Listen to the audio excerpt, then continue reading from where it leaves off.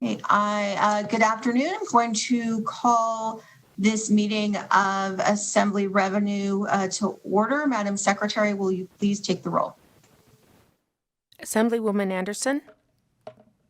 Present. Assemblywoman Benitez Thompson. Present. Assemblywoman Bilbray Axelrod. Here. Assemblywoman Considine. Present. Assemblyman Hafen. Here. Assemblywoman Kasama. Here. Assemblyman Miller. Present. Assemblyman O'Neill. Here. Assemblyman Ortlicker. Here. Assemblyman Roberts. Assemblyman Yeager. Here. Chair Cohen.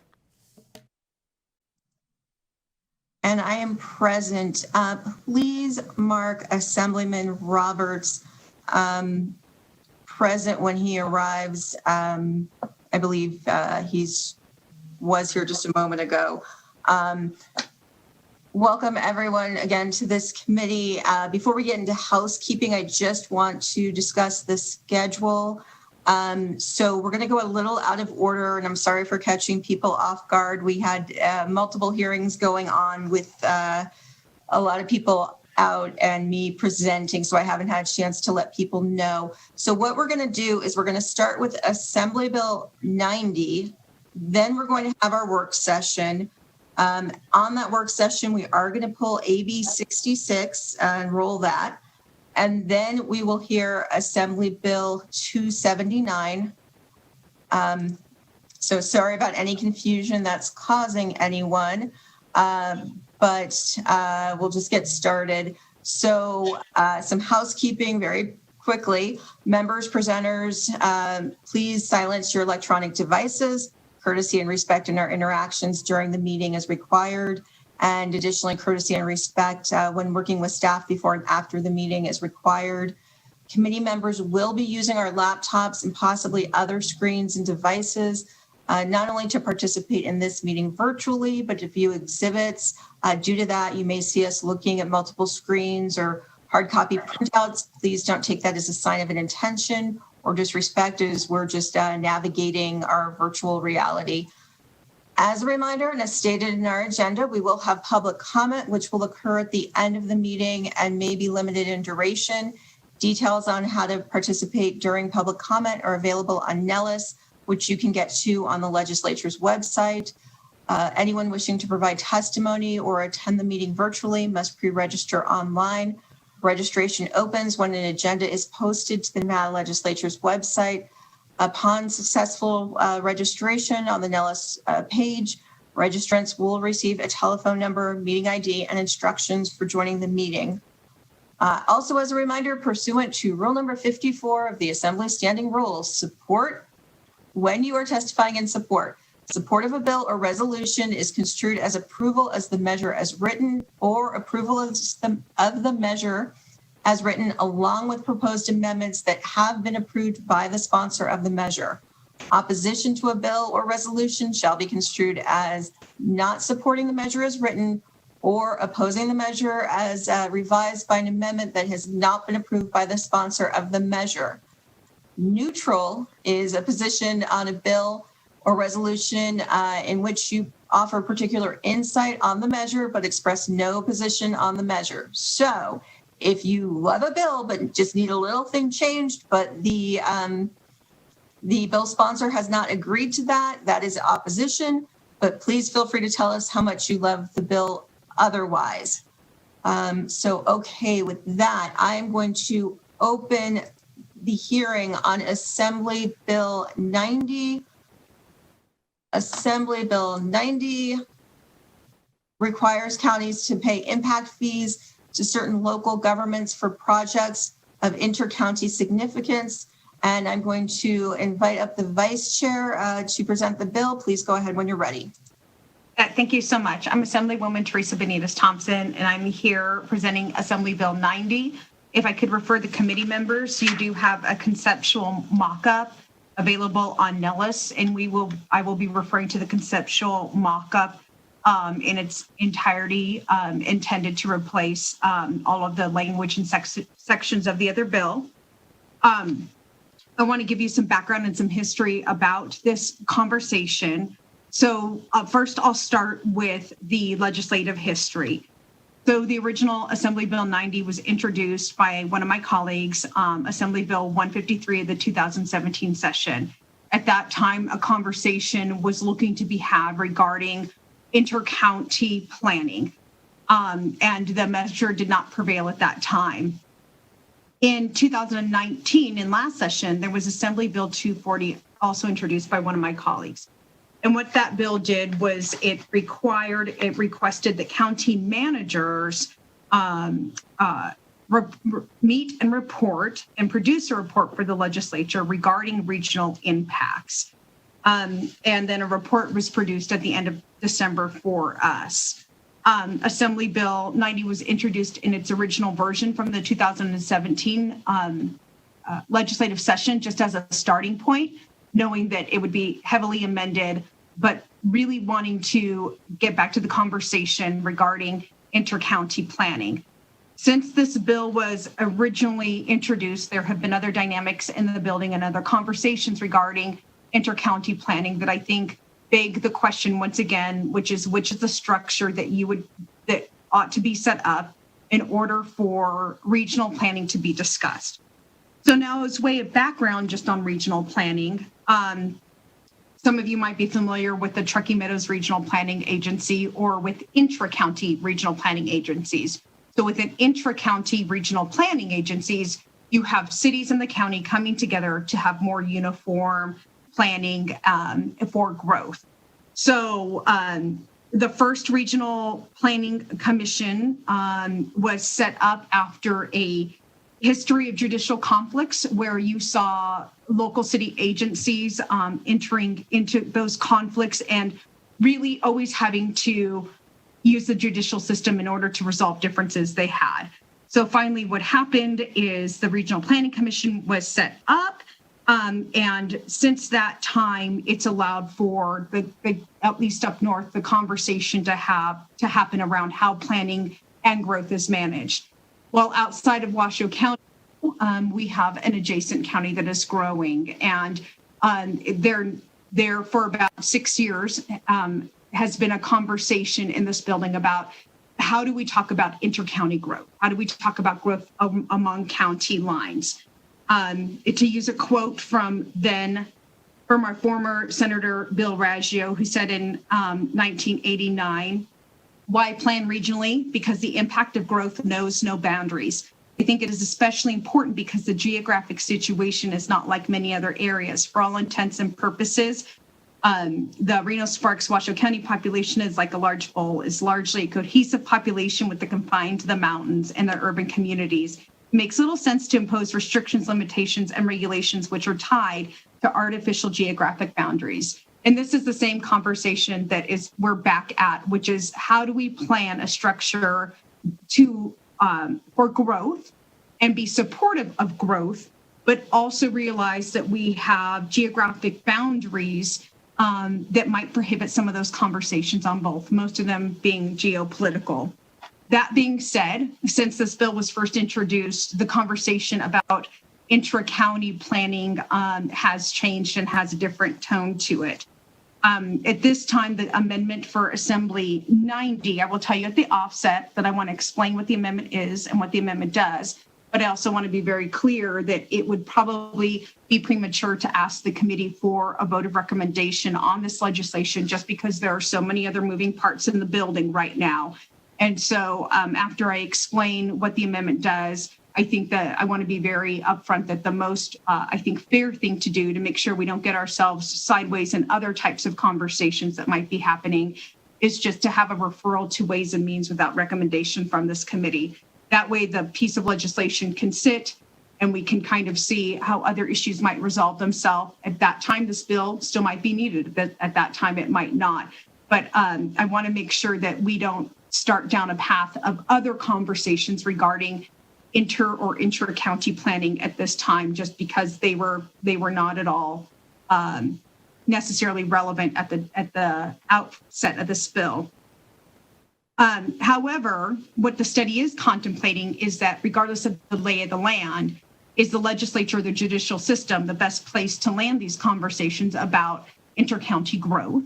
Or indeed, can we have government stand up a region, intra-county planning system that makes sense for them and a place to house all future conversations? So this is looking for the Legislative Commission to appoint a committee to conduct an interim study regarding regional and state impacts from projects of inter-county significance. It will be comprised of 6 legislators, and you can see from the amendment that we have a composite that's very typical of interim committees. Within the study, what I would like to be looked at without limitation is 1, the affected local government, which means a county that is adjacent to the county where a project of inter-county significance is located, or city located in a county that is adjacent to the county where the project of inter-county significance spurred by state-approved economic development growth is located. 2, economic development projects and their impact to the state, good and growing pains related, because we have to acknowledge that in so many of the ways the growth that we've been experiencing in the state is good and that it's something we want to encourage, but we always want it to be planned, cognizant growth.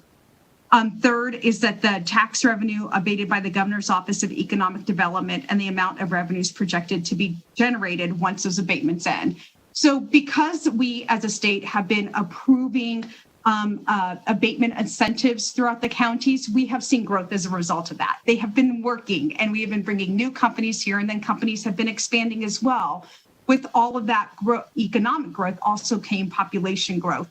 So in order to make sure that we were making this a more finite conversation, I wanted that nexus to that state-sponsored growth that we've been encouraging over the past decade. Lastly, the committee shall also consider certain revenues considering impacts to contiguous counties and statewide needs. The committee may also use data it deems relevant, including 1, state and local tax reports and assessments, 2, demographics and projected population growth, 3, housing trends to meet the projected population growth, 4, master plans, and 5, state Medicaid costs for employees with dependents who employers receive tax abatements. And then what the Legislative Commission will do is report the results of the studies to the chair of the Senate Committee on Revenue, as well as the Assembly Committee on Revenue and the director of the Legislative Council Bureau for transmission to the 83rd session of the Nevada Legislature. And what this will do is hopefully set the next legislative session with some some scaffolding around what legislation should look like, so that we will finally have a place where we can have these conversations that isn't strictly limited to a bill draft resolution or strictly limited to actions within a court. So that being said, I am open for questions. Thank you, Vice Chair. I have a question from Assembly Member Bilbray Axelrod.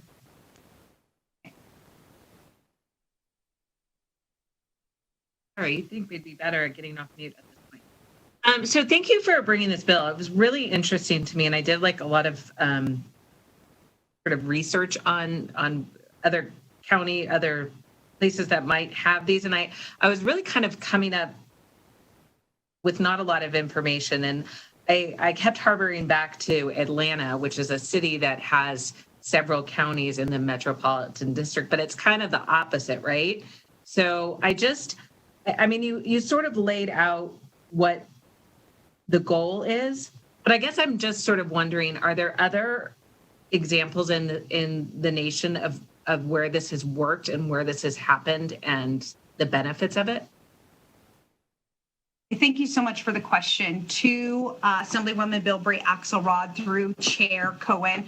So yes, you see structures like this much more common on the East Coast, where you have multiple forms of government. You might have a township, then you have a city, and then you have a county, or you've got even big infrastructure starting in one county and ending in another county, like bridges.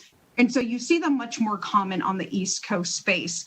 But in Nevada, we have not been successful in having a inter-county structure set up. And I think we have, I think we're going to have to think about what's going to meet our own needs. And I think that the interim with a study structure where we've got 8 to 10 meetings to have that conversation is probably going to be the best way for us to come at it.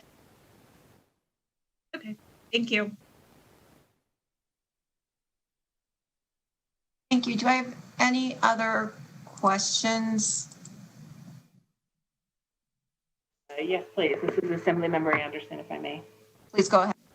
Thank you, Chair Cohen, and thank you, Assembly Member Benitez Thompson. Quick question on the certain revenue items or impacts. Is there any sort of discussion as well about the impacts to the schools and/or other infrastructure such as roads or other areas, which, although not part of bringing revenue in, is definitely a part of taking revenue out?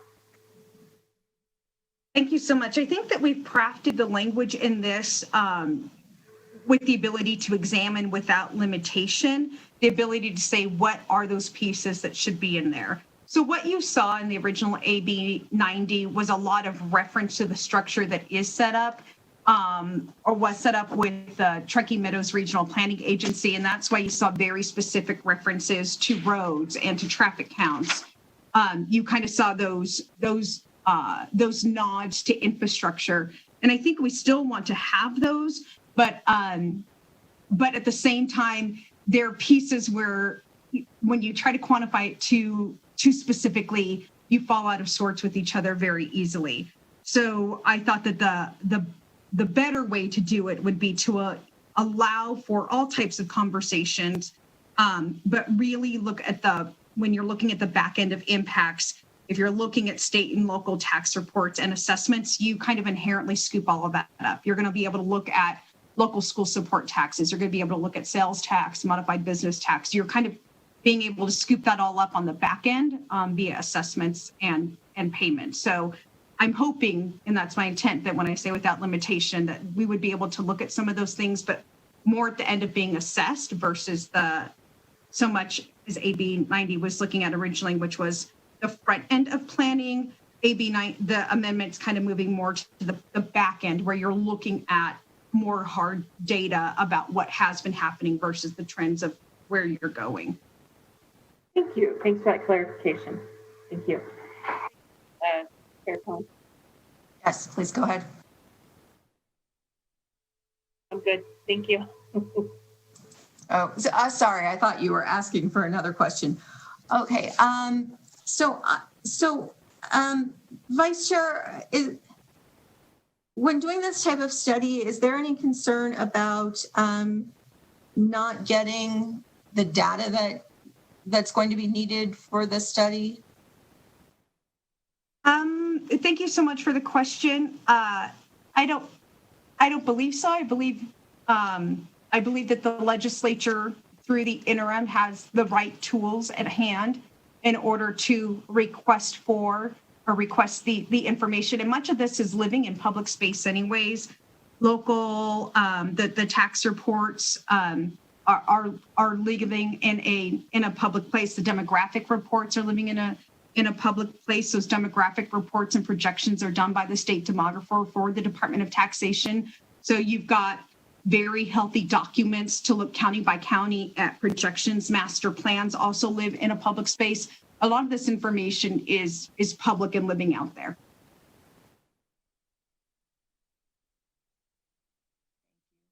Okay, do we have any other questions from the committee?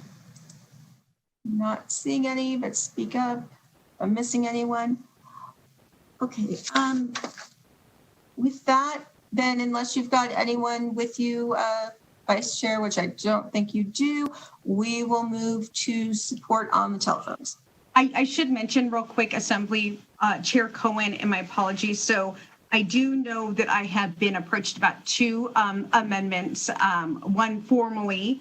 And so I believe that Mary Walker from Story County has an amendment which will add a sentence in about a county in which a project of inter-county significance exists. And so at this point, I think that's fine to have in there, and I consider that friendly. Secondly, was a request by NACO to see if they could have a member on the committee. I did talk with NACO briefly. having non-legislative members and legislative members on the same committee would change the structure of the committee and the type of committee. Although I'm willing to examine other ways in which this could be stood up as a study or a committee during interim. We have a couple of different vehicles available to us. So I'm not at all offended by that notion. Thank you for that. So we will now move to support on the phones. To testify in support of Assembly Bill 90, please press star 9 now to take your place in the queue.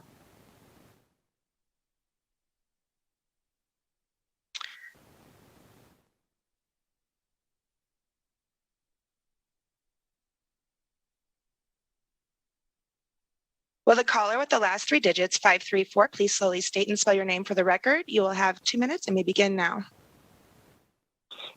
Yes, my name is Richard Skip Daly, D-A-L-Y for the last name. And I was calling to lend support to this proposal as amended and going forward. Happy to see that the majority leader is taking up the mantle of this cause. And I do know that it's been an issue for several years, and we're trying to find an answer to resolve many of these concerns that have come up over time. So I do think the interim committee is a good approach to try to move this forward and get the discussion going. I know there's going to be at least some information that's going to come out annually for another 4 years through last session Assembly Bill 240. Which requires the 5 northern counties, Washoe, Story, Douglas, Carson, and Lyon, to talk amongst each other and submit a report to the Legislative Council Bureau and to every legislator that has a portion of any of those counties, addressing this growth between counties and how to address it and various things. So I wanted to add support for the majority leader moving this bill forward. I hope that we have success on this as another step in this direction, which will address many of these concerns. And I know back east for Assemblywoman Axelrod asked the question, they've actually had deals like this interstate in Maryland, New Jersey, back there in those areas on the East Coast between agencies and states. For projects of significance that go across state lines, not only county lines. So anyway, thank you, and I wish the committee well. Thank you. Thank you. It's good to hear from you, Mr. Daly. Next person in support, please. We will take the caller with the last 3 digits, 229. Please slowly state and spell your name for the record. You have 2 minutes and may begin now. Good afternoon, Chair and Committee. Jamie Rodriguez, that's Jamie-Rodriguez.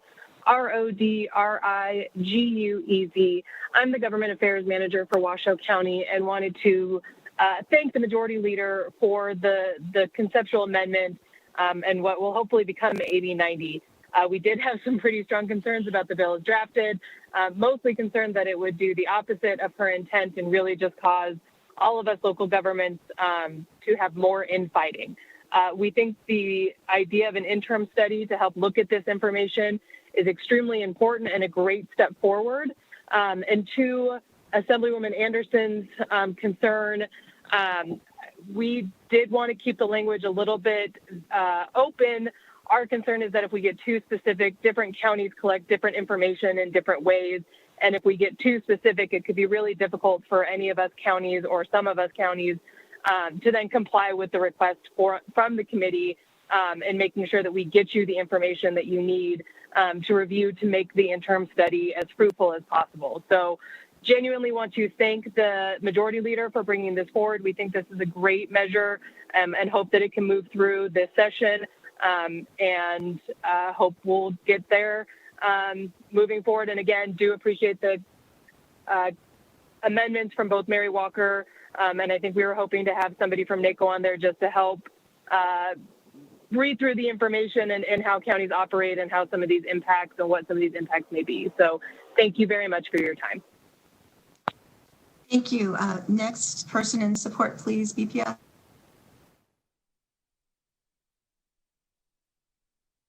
Will the caller with the last three digits, 964, please slowly state and spell your name for the record? You will have 2 minutes and may begin now. Thank you, Madam Chairman and members of the committee. For the record, Mary Walker, Marywalker, representing Carson City, Douglas, Lyon, and Story counties. We would like to thank, first, we really do want to thank Assemblywoman Benitez Thompson for working with us on this bill. She's really been great. We are in support of AB 90 with the conceptual amendment from the Assemblywoman, and also with the comments that she made that she would accept our amendment as a friendly amendment. And I will get that to the committee right away now that I know that she's okay with it. Our amendment does basically is currently in the conceptual amendment of AB 90, paragraphs 3 and 4. The study only includes an adjacent county or an adjacent city, but it does not include the actual county where the project of inter-county significance exists. We would like to see the county where the project exists to have the same standing as the other adjacent local government by being included in paragraphs 3 and 4. And I will get that amendment to the committee. We sincerely appreciate Assemblywoman Benitez Thompson's effort and her conceptual amendment, and we look forward to continuing to work with her. Thank you, Madam Chairman and members of the committee. I hope you're all doing well. Thank you. Next person in support, please. Will the caller with the last three digits, 116, please slowly state and spell your name for the record? You will have 2 minutes and may begin now. Thank you, Chair and members of the committee. My name is Alexis Motorex, Alexis with the Nevada Chapter Associated General Contractors representing the commercial construction industry in Northern Nevada. We are in support of AB 90 as presented with the amendment. Regional planning should not be limited by the arbitrary lines drawn to determine city and county boundaries. Projects of large inter-county significance impact entire regions, and a more thoughtful, collaborative approach is necessary. This interim committee will go a long way in starting meaningful dialogue, and we appreciate Assemblywoman Benitez Thompson for bringing it forward. Thank you. Thank you. Next person in support, please. Will the caller with the last three digits, 010, please slowly state and spell your name for the record? You have 2 minutes and may begin now. Thank you. I'm Jake Tibbetts, JakeTibbitts, and I'm the Natural Resources Manager for Eureka County, and I'm speaking today on behalf of Eureka County. So Chair Cohen and members of the committee, thank you for allowing Eureka County to provide our opinion and insights on AB 90. Eureka County had registered to provide testimony in opposition to AB 90. However, we've reviewed the amendment from the majority leader, and the recognition that Story County's amendment is a friendly amendment to include a county that has the project of inter-county significance in the study. This has changed our position to support. We greatly appreciate the majority leader's efforts to find common ground, and our support would be strengthened even more if the Nevada Association of Counties were given a seat on the interim committee. We note that mining counties like Eureka County often have projects affecting an entire region and multiple counties. At times, one county may have substantial mining projects affecting an inter-county region, but almost overnight, this can shift to another county with just a simple change in gold prices or just a new mine coming in. In mining, everything comes full circle, and one county's shoe is often swapped to another county's foot. Mining has to occur where the mineral resource lies, and so this is a big consideration we think needs to be taken into account moving forward. Again, thank you for your consideration today, and again, we want to thank the majority leader for her common sense middle ground on this. Thank you, Madam Chair. Thank you. Next person in support, please. Will the caller with the last three digits, 863, please slowly state and spell your name for the record? You have 2 minutes and may begin now. Thank you, Chair and members of the committee. My name is Vincent Guthrow, and I serve as the Deputy Director of the Nevada Association of Counties. NACO wanted to get on the record and support the presented amendment on AB 90 and thank the sponsor, the majority leader, for working with local governments and for including NACO in these conversations.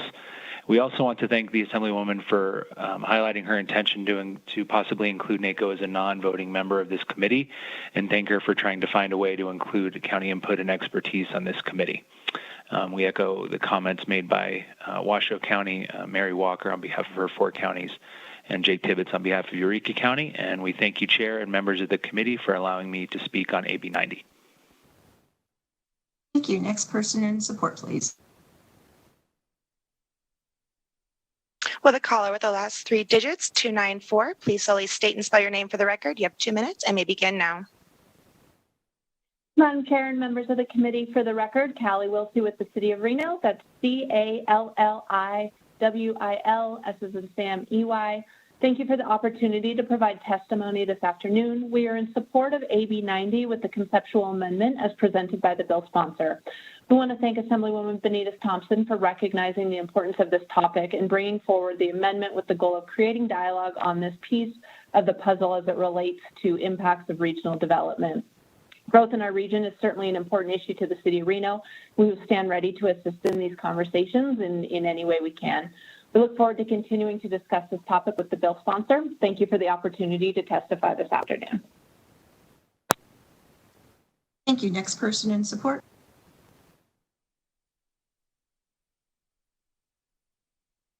Will the caller with the last 3 digits, 693, please slowly state and spell your name for the record. You have 2 minutes and may begin now.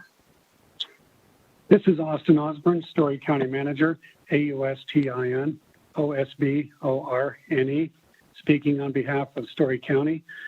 Just want to let you know that the Board of County Commissioners took action today, directing staff on a position on AB 90. At this point, pursuant to your change of the bill with Mary Walker's request, which we really appreciate, we will support AB 90 as amended to be an interim study if the county which has the project with inter-county significance has the same standing as the adjacent local government as suggested by Mary Walker. Thank you very much for making that change. We very much appreciate it. We look forward to being a cooperating partner in this bill as it approaches the next steps. We also thank Assemblywoman Benitez Thompson for her consideration and our suggestions and for including us in conversations. Thank you very much. Thank you. And before we move on to the next person in support committee, I just want to let you know that the conceptual amendment is being posted to Nellis right now, so it should be up short. And with that, next person in support, please. If you would like to testify in support on Assembly Bill 90, please press *9 now to take your place in the queue. Chair, it does not appear like we have any more callers in support of this bill.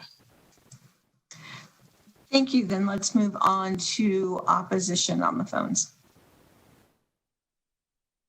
To testify in opposition to Assembly Bill 90, please press *9 now to take your place in the queue.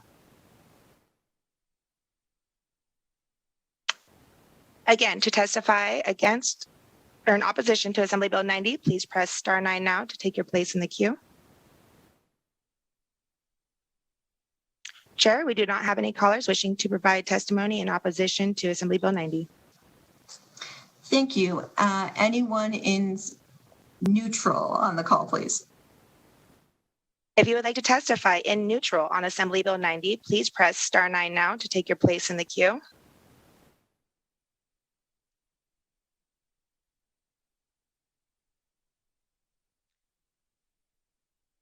Chair, the public line is open and working. However, we do not have any other callers for neutral at this time. Thank you. With that, Vice Chair, would you like to make any closing remarks? No, I just, this is not a new question being brought before this body. I think that it really is time to think about how we grow. We're a small state, which is a blessing. And what it means is that our counties are more independent on each other than what we might initially think. And that as we grow, we want to do it thoughtfully in a way that's respectful of our neighboring counties and considerate of our neighboring counties. And so I think that through the interim, we will be able to work to a spot to stand up scaffolding for future conversations that make sense. Thank you. And with that, I will close the hearing on AB 90. With that, I will seek a motion to amend without recommendation and re-refer. Madam, the committee's open to it. It's my own bill. I don't know. It's not the favorite motion that exists in this building. So now that I'm back in committee mode versus bill sponsor mode, I'd be happy to make the recommendation that we would refer with that recommendation to Ways and Means. Thank you. Do I have a second? Second. Okay, I have a second. I believe that was from Assemblywoman Bilbray Axelrod. And with that, we could please poll the committee. Assemblywoman Anderson, Yes. Assemblywoman Benitez Thompson, Yes. Assemblywoman Bilbray Axelrod, Yes. Assemblywoman Bilbray Axelrod, Yes. Assemblywoman Considine, Yes. Assemblyman Hafen, Yes. Assemblywoman Kasama, Yes. Assemblyman Miller, Yes. Assemblyman O'Neill, Yes. Assemblyman Orndlicker, Yes. Assemblyman Roberts,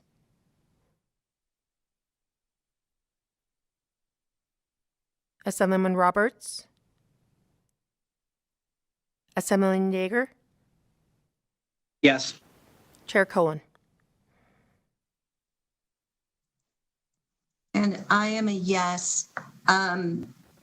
So with that, it passes. And to be clear, that was, let me just make sure I get this right. And to be clear, also that passed with, in the affirmative with every member present.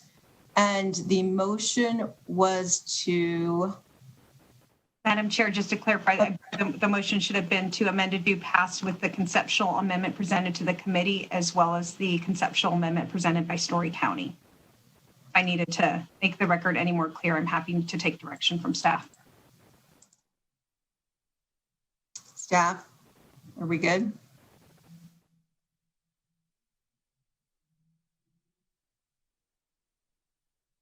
Okay, not hearing anything from them. I'm going to assume that's a yes. Is that a yes? Okay, I'm seeing a head nod. Okay, so thank you for that. With that, we are going to move on to our work session. And I will ask Mr. Nakamoto to provide us some information about those bills.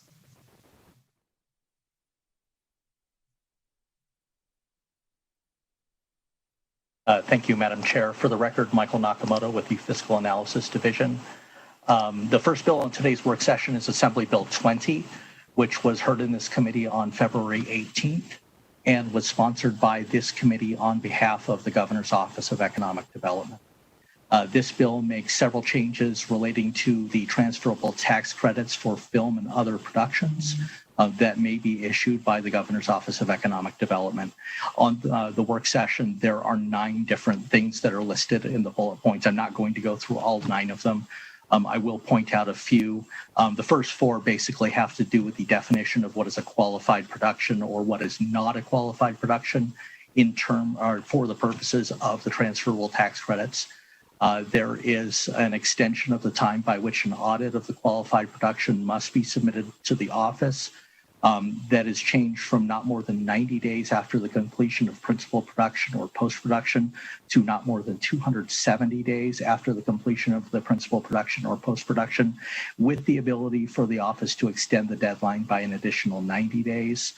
And then the last major change to it is that there are additional circumstances that are provided under which the office may withhold in whole or part transferable tax credits that have been issued to a production company. There are two amendments to the bill that have been submitted. The first was submitted by the office at the hearing that would add language to Section 2, subsection 4 of the bill to require that the application for transferable tax credits include an agreement to include the state logo that is provided by the Nevada Film Office in the end credits, indicating that the production was filmed in Nevada. But if the production does not include end screen credits, an alternative acknowledgement to the state of Nevada is required within the final production. There is a second amendment that is attached to the work section document that was submitted by Mr. Alonso on behalf of UFC Endeavor that has three changes that are outlined in the work session document. The first one is in subsection 1 of section 1. The definition of qualified production would be amended to include a multi-day event which culminates in an international competition televised in a minimum of 100 countries. The second change would be to subsection 2 of section 1, specifically paragraph E, which deals with sporting events. This would be further amended to specify that it is not intended to preclude any qualified production in section 1 of this act. There was information that was provided to the chair and the staff from the Governor's Office of Economic Development that spoke specifically to this amendment by Mr. Alonso, that it seeks to clarify that a production that would otherwise qualify, such as a commercial, documentary, or television series, should not be disqualified simply because it's related to sports. They gave examples such as a commercial that has a player for the Las Vegas Raiders, a documentary on the Vegas Golden Knights, or a reality show featuring participants in UFC events. These could still be included as qualifying productions as the amendment would be intended. The third change that is sought by Mr. Alonso is in paragraph F of subsection 2 of subsection 1, which currently is amended to exclude pageants in addition to gala or award shows. It would be a clarification that the pageants that would be excluded would only be local or national pageants. Madam Chair, members of the committee, if there are any questions, I would be glad to answer them. Thank you. Thank you. Committee, do we have any questions? We do have Mr. Hum from GOED here to answer any questions. And I just want to make sure we're all on the same page about what is listed, what GOED is proposing from the Alonso amendment and what it is not accepting. So, Mr. Hum, do you have anything you want to add with that? For the record, James Hum, Governor's Office of Economic Development.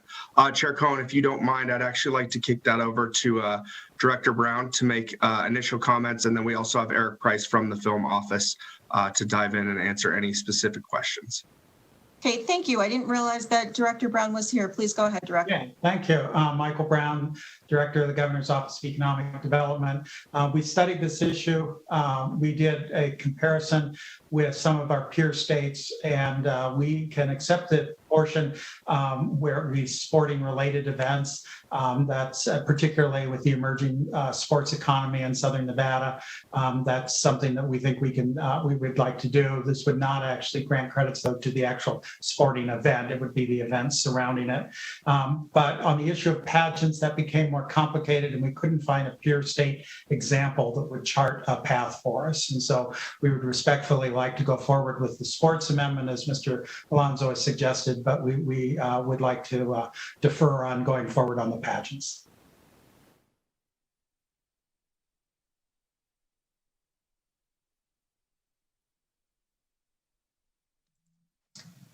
Thank you for that.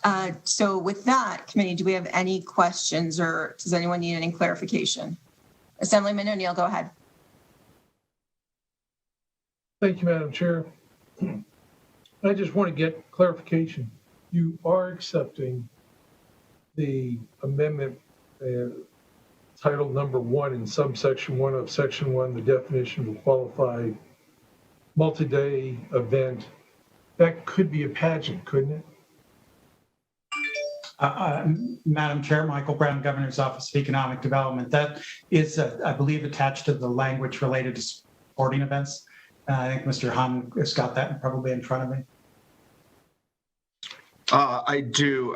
Thank you for the question, Assemblyman O'Neill. Actually, no, we would not be accepting a multi-day event which culminates in an international competition. That's the one we would not like to accept. But we would accept Section 2E, not intended to preclude any qualified production in Section 1 of this Act. So we wanted some clarification on the actual pageant because this was a question that had arose in the past of if a pageant was a gala, award show, or pageant.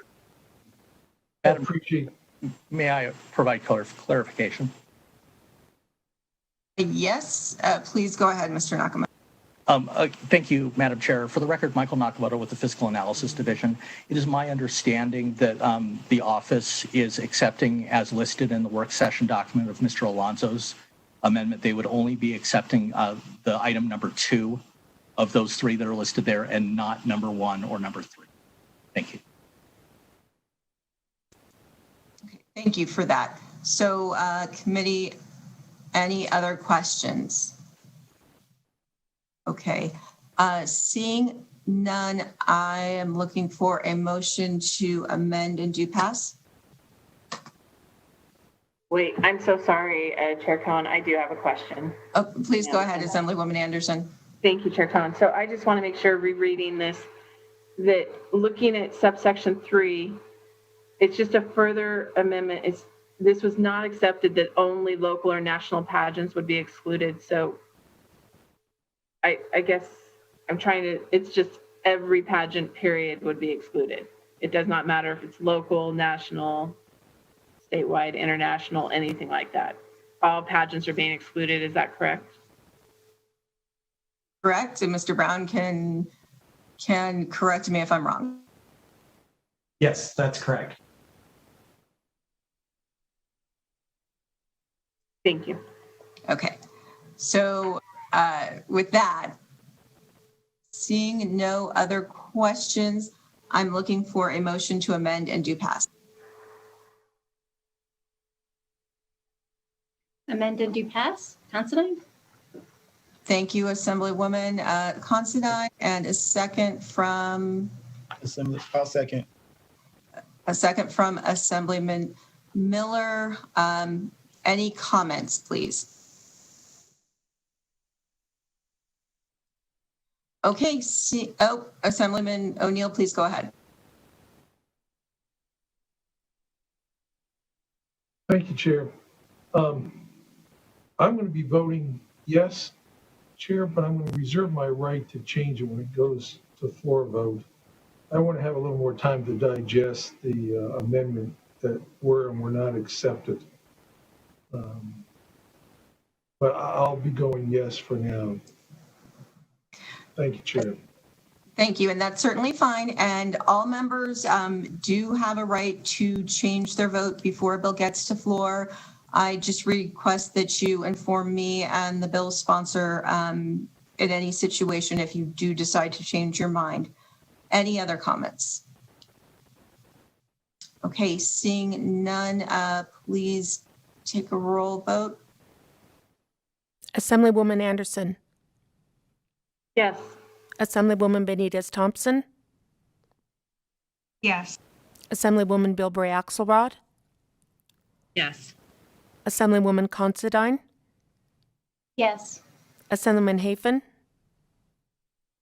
No. Assemblywoman Kasama. Yes. Assemblyman Miller. Yes. Assemblyman O'Neill. Yes. Assemblyman Ortlicker. Yes. Assemblyman Roberts. Assemblyman Roberts. Assemblyman Yeager. Yes. Chair Cohen. And I'm a yes, so that is a yay from all members present except for one. Mr. Nakamoto, please go ahead. Thank you, Madam Chair. Again, for the record, Michael Nakamoto with Fiscal Analysis Division. The next bill on today's work session is Assembly Bill 29, which was heard in this committee on March 4th and which was sponsored by this committee again on behalf of the Governor's Office of Economic Development. Under current law, the knowledge account is created within Chapter 231 of the Nevada Revised Statutes. The money in this account may be used to fund a program for the development and commercialization of research and technology at the University of Nevada, Reno, the University of Nevada, Las Vegas, as well as the Desert Research Institute, or DRI. Assembly Bill 29 makes the following changes relating to the knowledge account. First, it changes the name of the account to the Nevada Innovation Account. Second, the provisions of the account are revised to allow for competitive grants to be awarded to the research universities, DRI, private entities, or partnerships between private entities and the research universities, or DRI. And third, the duties of technology outreach program designed to provide resources for the research universities, DRI, and businesses and entrepreneurs are expanded to include additional support as outlined in the bill. There is a series of amendments that were submitted to the bill by the Governor's Office of Economic Development, which are attached to the work session document. There are actually two amendments included in the attached document. The first would amend subparagraph 1 of paragraph C of subsection 4 of section 2 of the bill to specify that the competitive grant programs are designed to facilitate the technology outreach program created pursuant to NRS 231.1596 as amended by section 6 of the bill. The second change to the bill would be to amend section 2 by adding a provision requiring that 80% of all competitive grants be awarded to the research universities, or DRI, or to partnerships between private entities and the research universities, or DRI. Madam Chair, members of the committee, that is the end of the document. I would be glad to answer any questions. Thank you.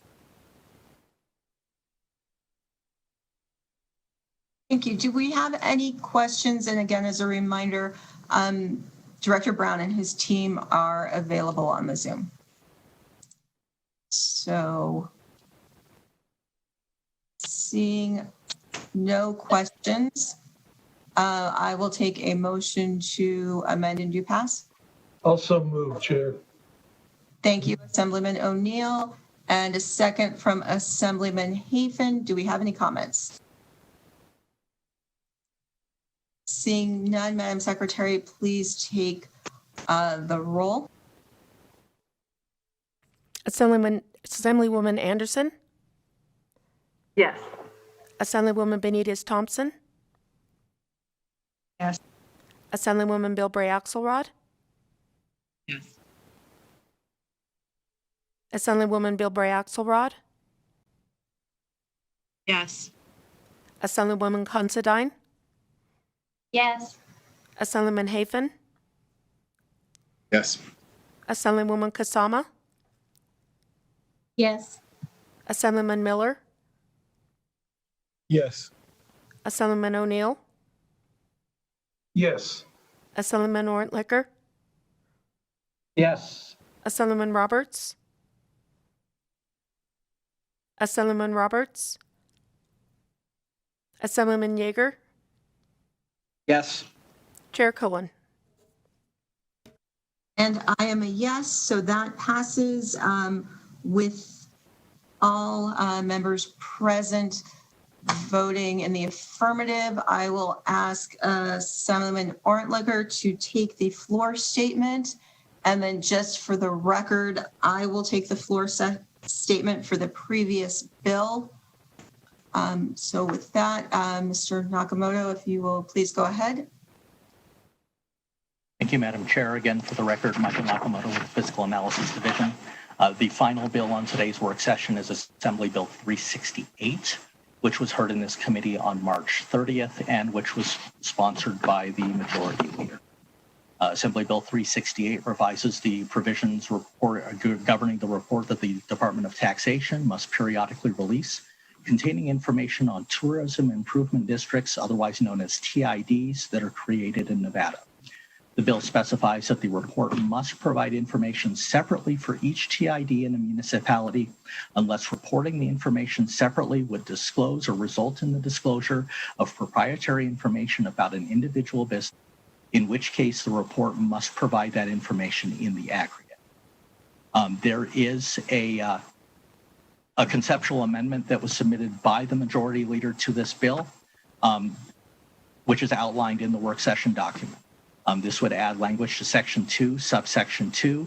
This is the provision that currently requires the Department of Taxation on or before April 1st and October 1st of each year to prepare and submit to the Director of the Legislative Council Bureau certain information regarding tourism improvement districts or TIDs within each municipality, to additionally require the following information to be included as part of the reports. First, the name and geographical location of each TID that is located in each county. Second, the total amount of pledged sales tax revenue that was distributed to each TID. Third, additional reporting of the taxable sales for the businesses located within a TID in each county for each 6-month reporting period within specified dollar amount ranges.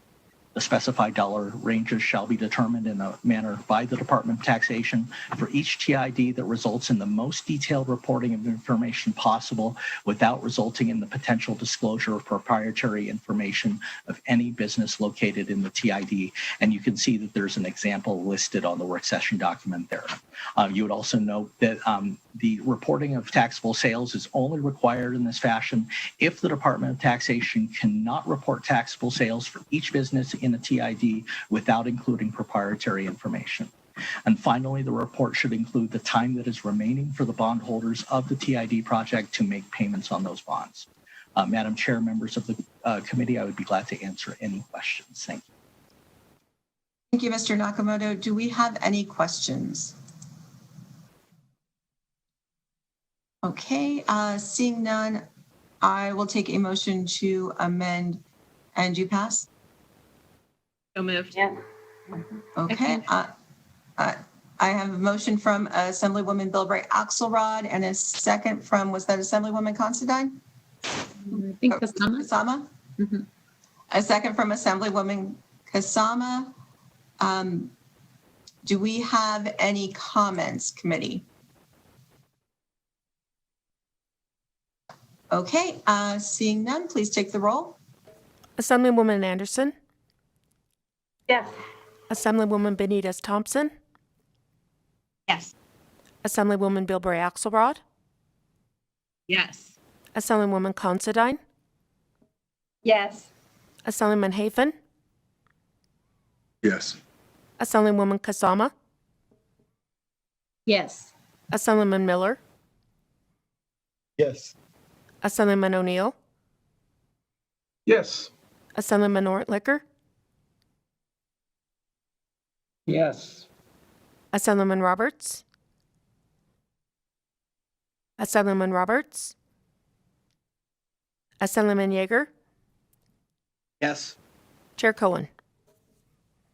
And I am a yes, so that is a unanimous yay from all members present. And I will assign the floor statement to Assemblywoman Benitez Thompson.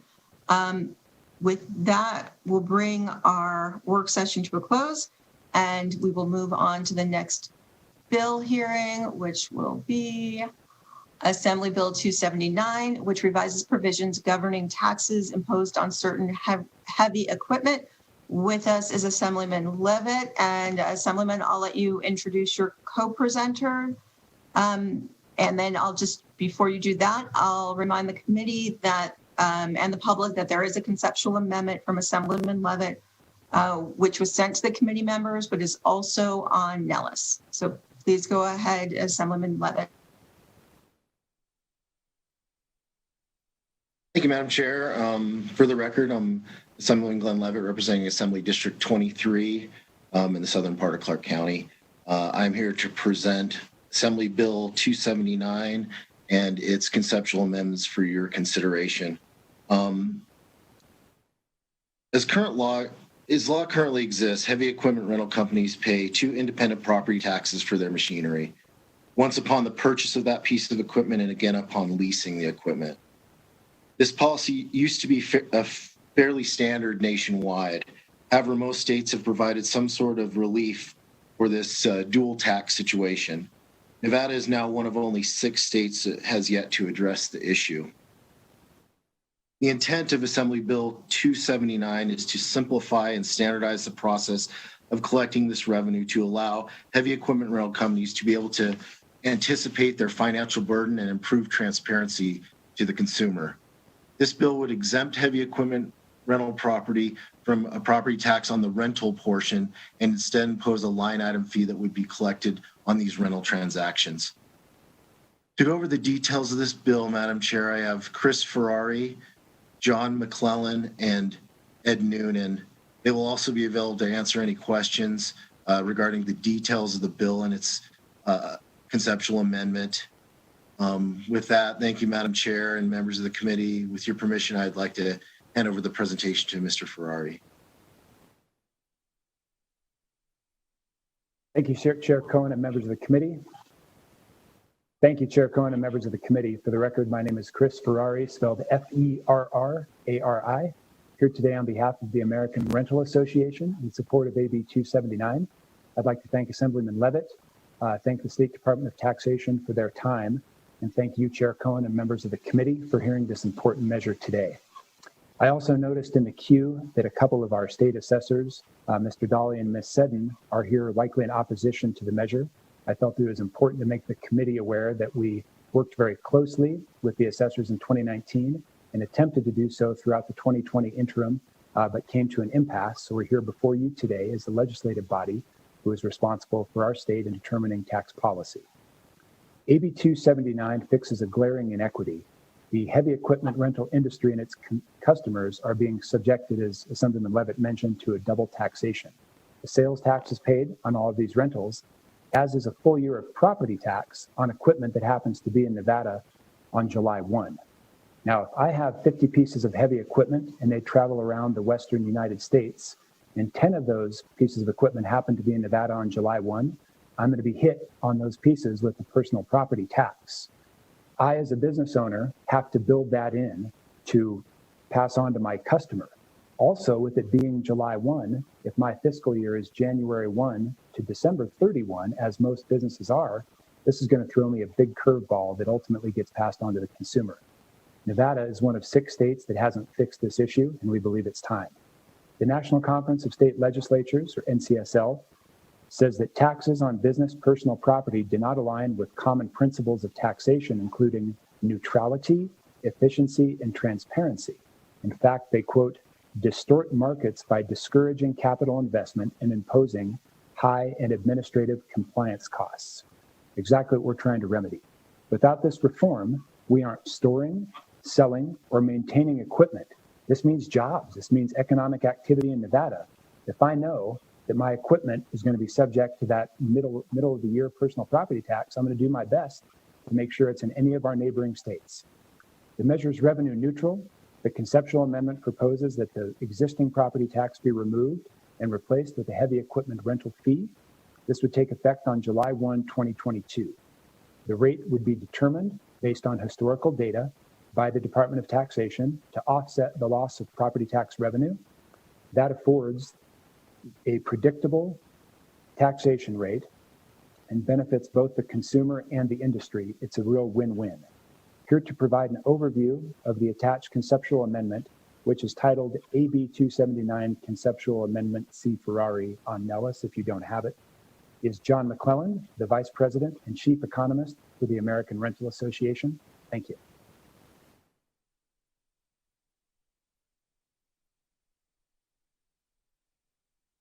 Thank you, Chris. And Chair Cohen and members of the committee, for the record, my name is John McClelland, spelled John McClelland. I am the Vice President for Government Affairs and Chief Economist at the American Rental Association. And I want to thank all of you for the opportunity to appear before you today. I'm proud to say that the equipment rental industry supports 6,200 good-paying jobs in Nevada. And I'm here to support passage of AB 279 as amended.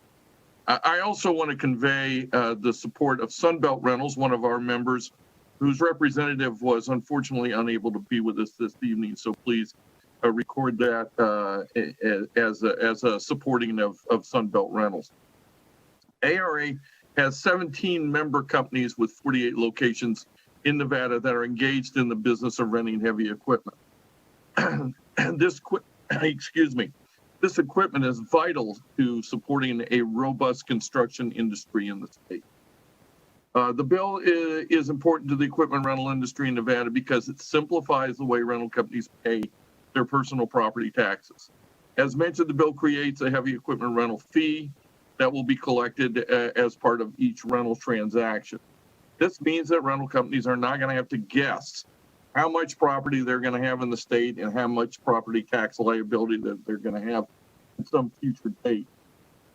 So putting this system in place will provide certainty to rental companies and their customers because it eliminates the need for rental companies to guess what their property tax liabilities are going to be and then somehow incorporate that into their rental rates. AB 279 finally is a revenue neutral proposal and it will not have a net impact on rental rates in Nevada. Now I'd like to have Mr. Ed Noonan from United Rentals provide you with some highlights of the conceptual amendment to AB 279. Thank you, John.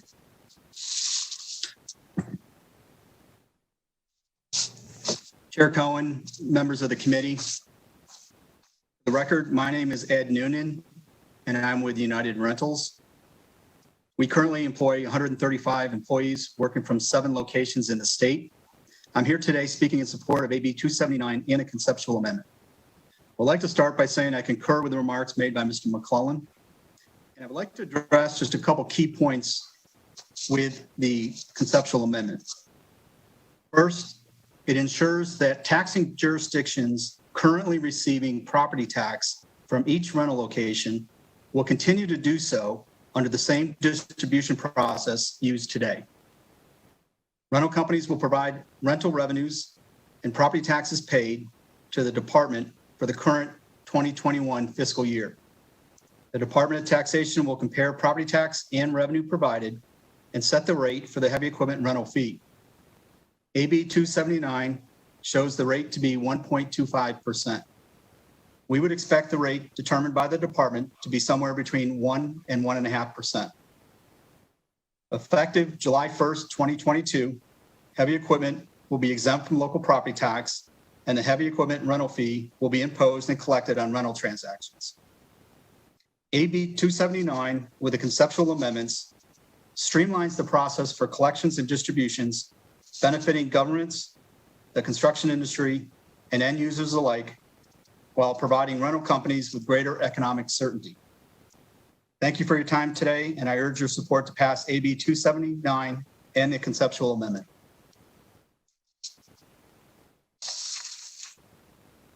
Thank you. Assemblyman, is there anyone else who's part of the presentation? No, Madam Chair, that concludes the presentation of the bill and the conceptual amendment, and we're here to answer any questions that might arise. Okay, thank you. I guess I'm still a bit confused about the mechanics. So can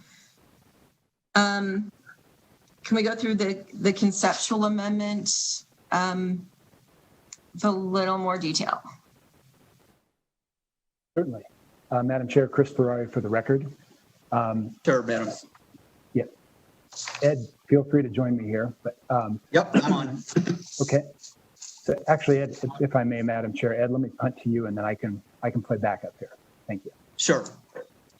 So just to kind of go through the conceptual amendments, the way it's proposed, within 90 days after the close of the 2021 fiscal year ended June 30th, 2021, the rental companies will provide the Department of Taxation with the following: 12 months of revenue submitted for Nevada state sales tax for the period July 1, 2020 through July 30th, 2021 for each location in the state. Total personal property tax paid statewide for the fiscal year 2021, period July 1, 2020 through June 30th, 2021. By December 31, 2021, the department shall compare the revenue with the property tax paid to determine the percentage necessary to achieve revenue neutrality between the two, implementing by the creation of the heavy equipment rental fee. Effective July 1st, 2022, qualified heavy equipment rental property will be exempt from personal property tax and the heavy equipment rental fee will be levied on rentals.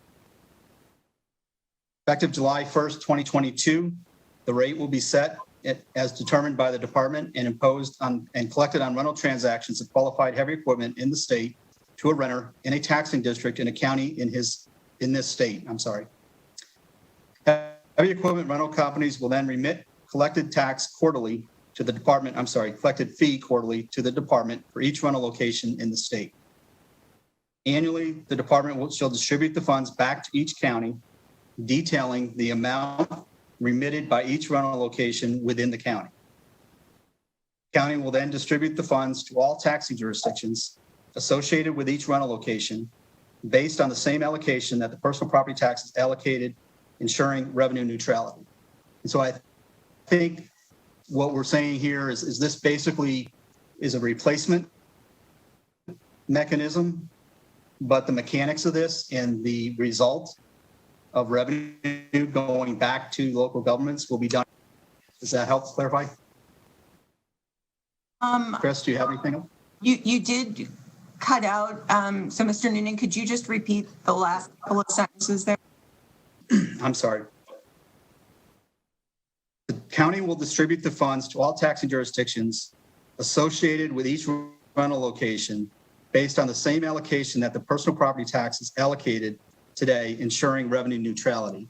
And I think what we were saying is that the mechanics of this and the result of this is going to be very similar to what's being done today with the property tax. It's just a more efficient method in order to get there. And there'll be no loss of revenue to local governments. And the way this has been created, it's done in such a way that the collection, the remittance, the distribution back to local governments, it'll be done by the location. So however that property tax is being allocated today within all those taxing jurisdictions, this additional fee will be distributed in that same manner.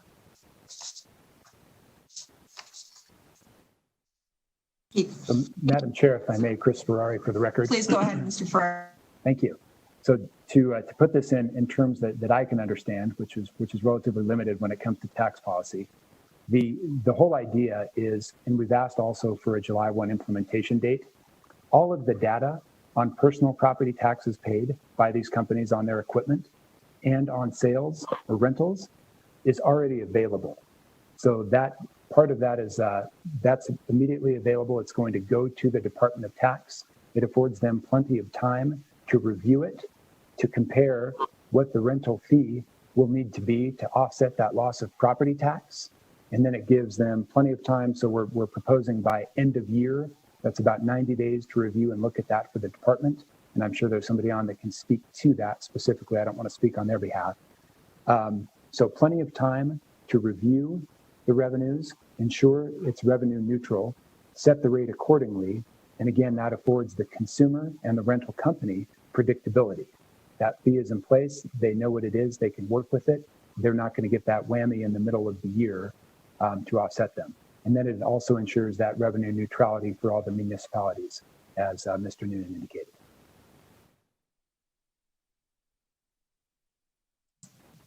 Thank you for that. So I have a question, and we discussed this somewhat before the hearing, but I want to go through who's paying what.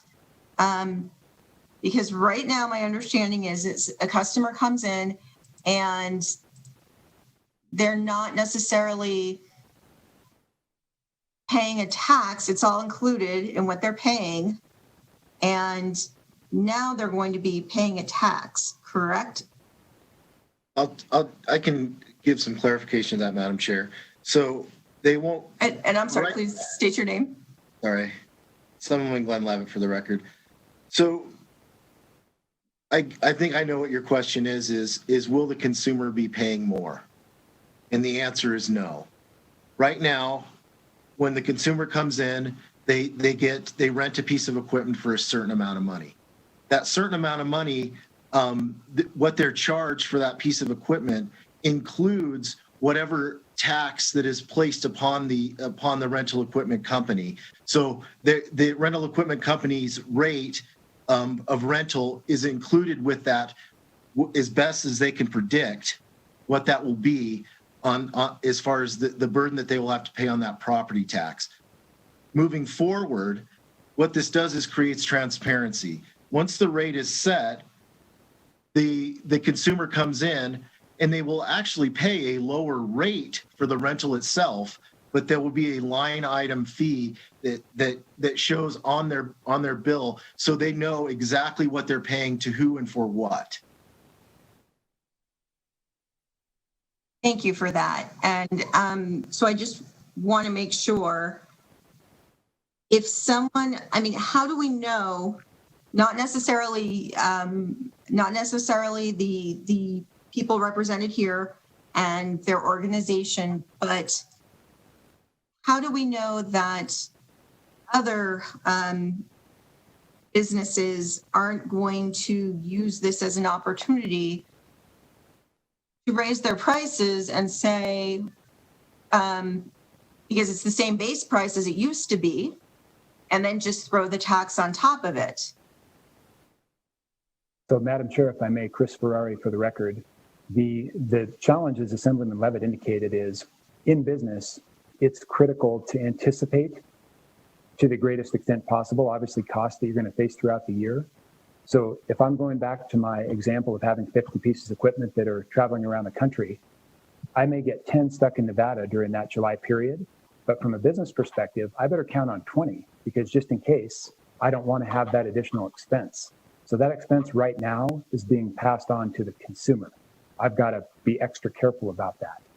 At this point, we have something that is predictable, that is stable, there's no smoke and mirrors, and they're able to put it on as a line item. To answer your question further, on a broader economic scale, you're talking about probably a relatively low amount to that end user, which is usually more of a B2B commercial type transaction. And the market rates are going to dictate that. So if somebody is an outlier, they're not going to be successful in renting that equipment. Chair Cohen? Yes, please go ahead, Mr. McClellan.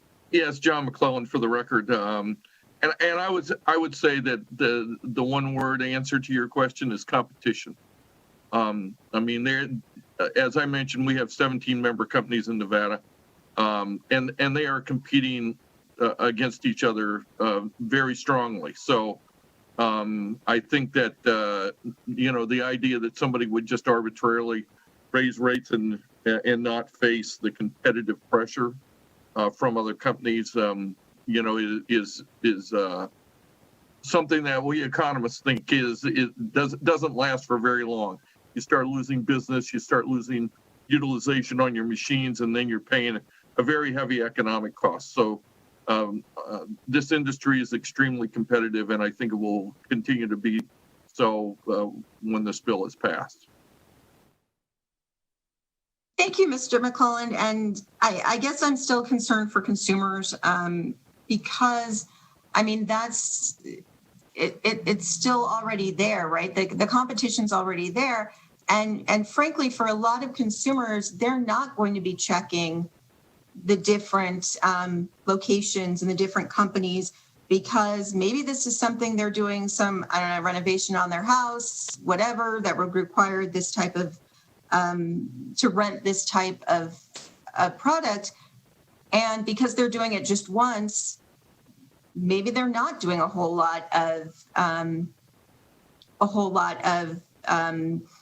comparing and comparison shopping, because they just need to get it done. It's part of a project.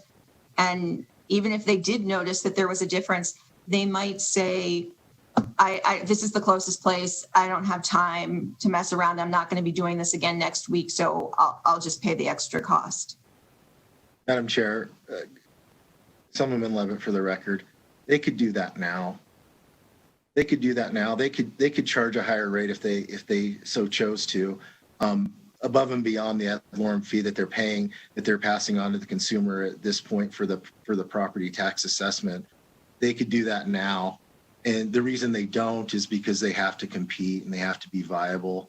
And so I don't, that would be the downside of doing that, of trying to inflate your rental costs for that point, because they could do it now if they so chose to. They could rent their equipment for whatever they want to rent it for. this moment. Well, and I appreciate that, but I guess I would just say that, but it wouldn't look like inflating the rental product right now to the consumer, because the consumer would think they wouldn't necessarily know that a few months earlier or a few weeks earlier the tax was included. So that's what I'm getting at. That I have a concern that there's going to be a jump now from the what they're paying now, and now you can add taxes on top of it. And committee, I just want to also remind you that we do have Director Young from Taxation in case you do have any questions. And then we also do have representatives from the assessor's office, although I believe they actually are going to be testifying and not just here to answer questions. But with that, I do have a question from Assemblywoman Anderson. Thank you, Chair Cohen. Thank you, Assemblymember Levitt, for bringing this forward. I have two questions. The first has to do with, although I know this is a policy committee, so I want to make sure it's clear. We're not explaining how the money would be spent if it was going from Ways and Means. But looking at the information that was presented, there are many counties that have put in a hit or an economic, they have put in information about a fiscal notes. So I know that you had started on that, but if you could please explain that a little bit further to clarify why some of the counties are saying that this is not neutral, that there's a fiscal notes that's being attached to it. Well, and if I can interrupt, I'm sorry to interrupt, but the fiscal notes are on the bill as introduced. So just to make sure. That clarification. So does any of these amendments take away those fiscal notes? Assemblyman, for the record, thank you for the question. You know, we worked with them, and that's why it became revenue neutral by county. As we amended, we wanted to make sure that each county was made whole and that they were receiving the revenue that they previously received. And so, yes, through amendment, that situation was resolved.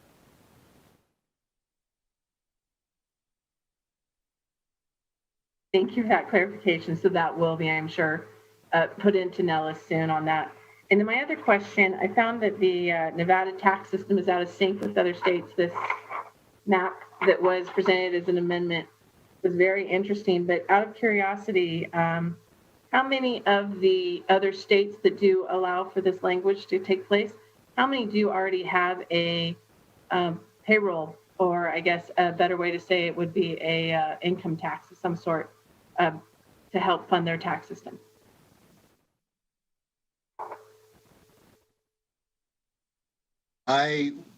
Assemblyman Glenn Levin, for the record, I would attempt to punt to one of the other presenters, but I'm not sure that they could answer that question. If Mr. Ferrari, Mr. McClellan, or Mr. Noonan have an answer to that question, by all means, but I don't.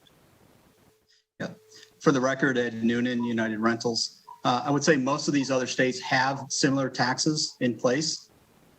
And if you think of a state such as Oregon that just put this in place 2 years ago, same legislation, they do not have a sales tax today.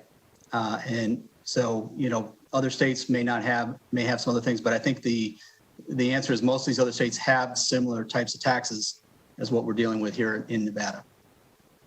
Thank you very much for that clarification. Thank you, Chair.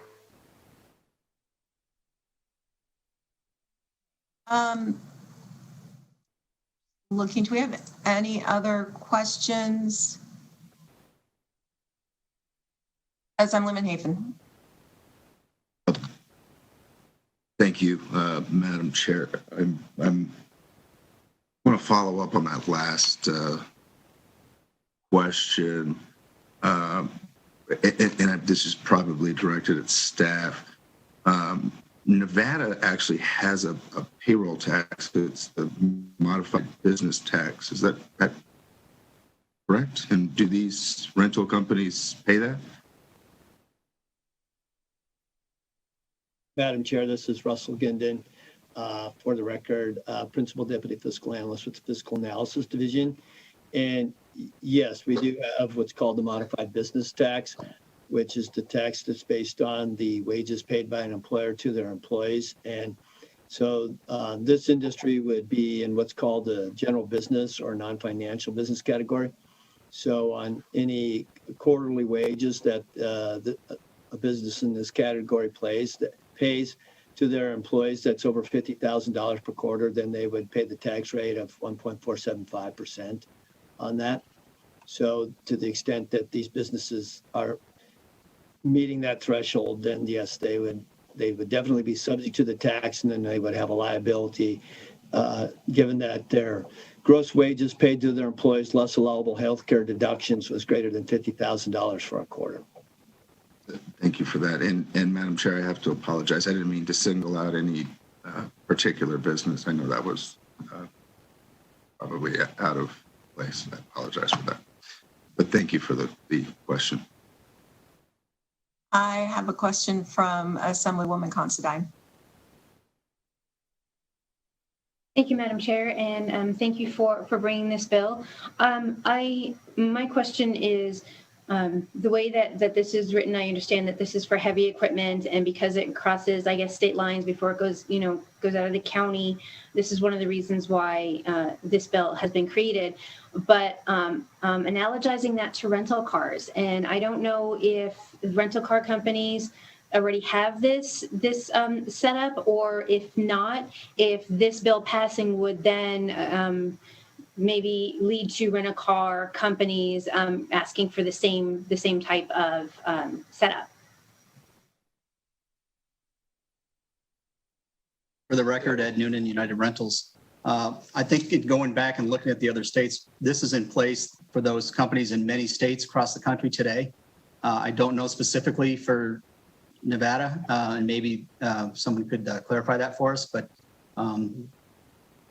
again, this is kind of a similar situation. It's transient property. It's property that moves. And I would say that this property probably moves more across state lines probably than rental cars do on an annual basis. And John McClellan, I don't know if you want to chime in on that. Sure. We know that our equipment moves around a great deal, and I know that I don't know in Nevada specifically, but I do know in other states that rental cars do have a similar kind of setup because, well, and don't forget, rental cars are licensed vehicles, and the equipment that we're talking about, these are not plated vehicles.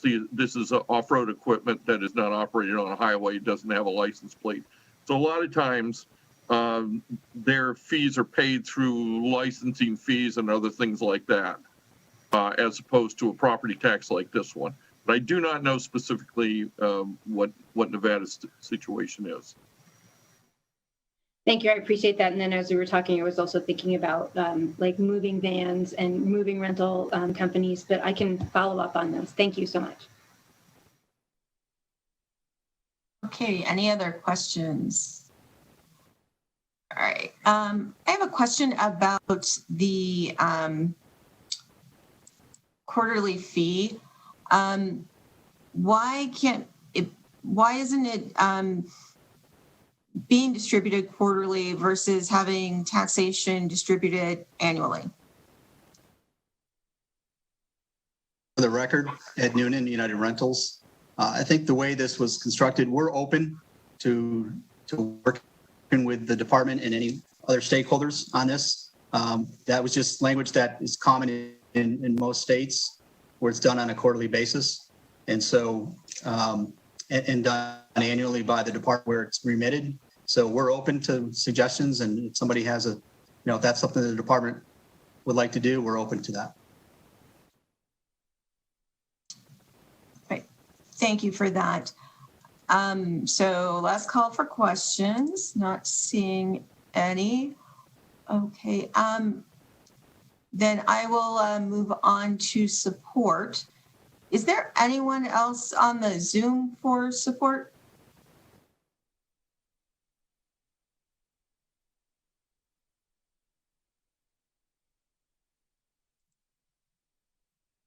Okay, seeing none, let's go to the phones for support.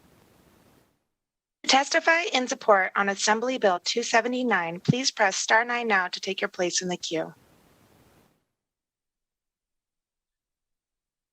Again, to testify in support on Assembly Bill 279, please press star 9 now to take your place in the queue.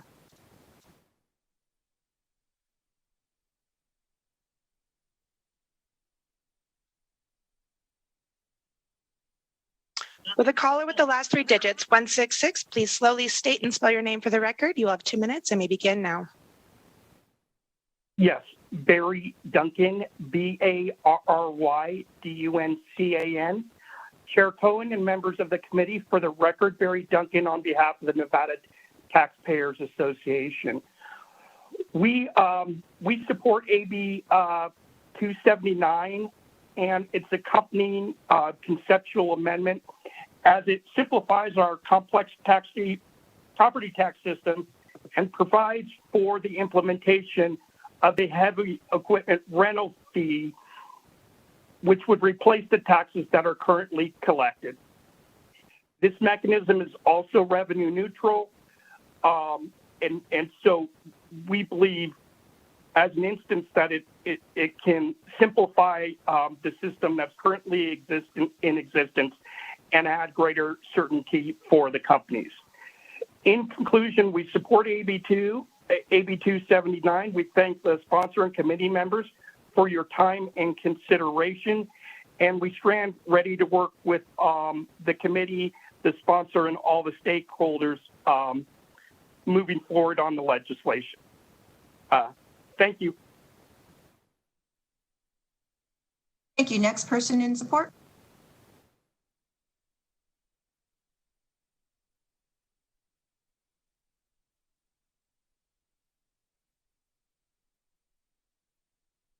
One moment, Chair.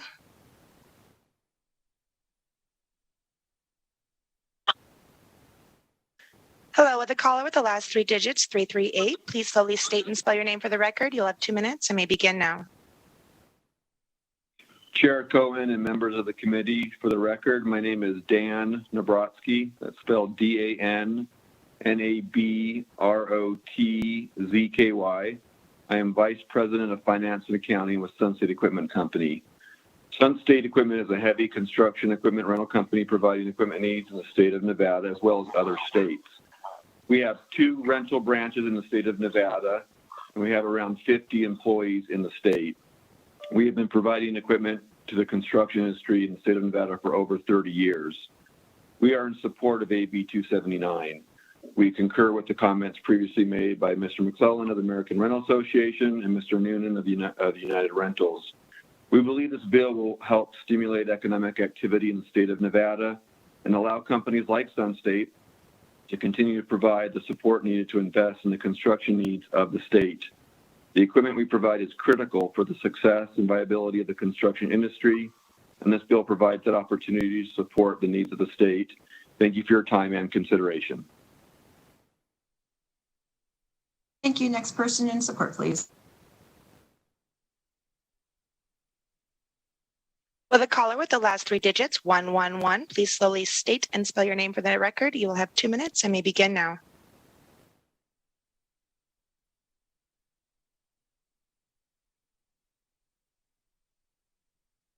Caller with the last 3 digits, 111, please slowly state and spell your name. You may begin.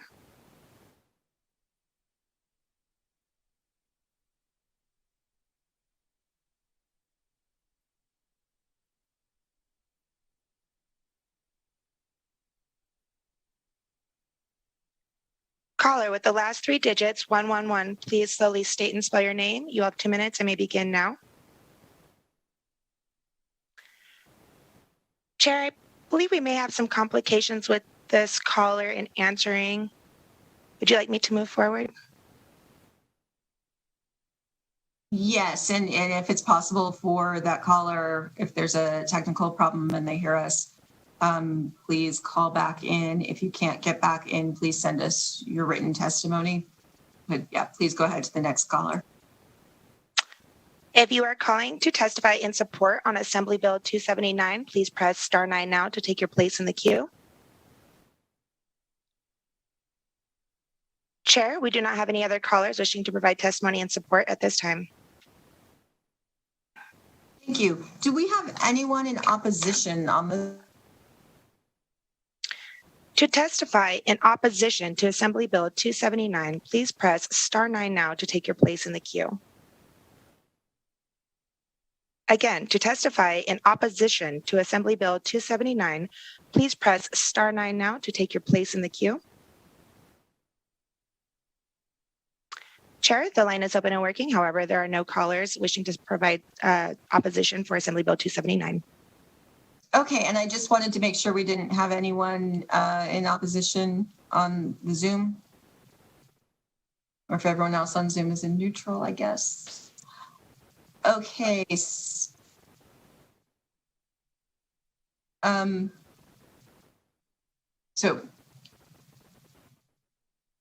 Dahl, you are in opposition. Okay, please go ahead. Chairwoman Cohen, members of the committee, thank you. My name is Dave Dolly. I'm the Carson City Assessor, and I'm here representing the Nevada Assessors Association. I'm here with Janice Seddon and Michael Mears. We're assessors here in the state, and Doug Scott from Clark County. The Nevada Assessors Association provided written opposition to the original bill this afternoon and didn't see the conceptual amendment until after we sent our email. Unfortunately, we are still opposed to this bill as the amendment is conceptualized and believe that this will be creating a bad tax policy. The assessors will not be speaking on the revenue portion, just the methodologies and process for calculation of the assets. Article 10 of the Nevada Constitution calls for the uniform and equal rate of assessment and taxation and valuation of property. We believe that this bill goes against every principle of that. By passing this bill, you would be creating a special class of equipment that does not provide for a special uniform and equal taxation. This is the second year that this bill has been, or a similar bill like this has been introduced. And yes, we have been working with the lobbyist to try to come up with an agreement on this, but we were unable to. During the 2019 session, we were told that the rental equipment companies did not feel that they should be paying property taxes on this because all of their equipment was for sale. Therefore, it's an inventory item and it should not be taxed at all, even though they were renting the items out and they were collecting a rental fee for that. In Assemblyman Levitt's testimony, he stated that rental companies are subject to two independent property taxes. And I would like to clarify, because each company that owns equipment in the state of Nevada, once they purchase equipment, they're subject to sales tax. If you have a company such as a copier company that actually leases equipment or copiers to anybody in the state of Nevada, they're subject to a use tax. The property tax is only a once a year tax, and that's the lien date is July 1st. So all of the equipment that would be here in the state of Nevada as of July 1st would be taxables. As you know, the devil is in the details, and in this conceptual agreement or conceptual amendment, there are many, many devils. There's a lot of unclear stuff that we would like to go through. The Nevada assessors are opposed to this bill because the heavy equipment companies are creating their own taxation policy that would benefit only them.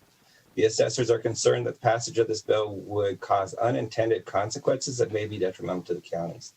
Additionally, we are concerned that the heavy equipment rental rate fee will be set for life based on a one-year calculation, and that's a 2021 calculation of the rental gross receipts and the personal property taxes. We are concerned that the heavy equipment rental companies will be treated differently than those potentially who actually own their own equipment, such as construction companies. So even though a construction company may not be using their heavy equipment each and every day, they would be subject to taxation, yet the rental companies would not be.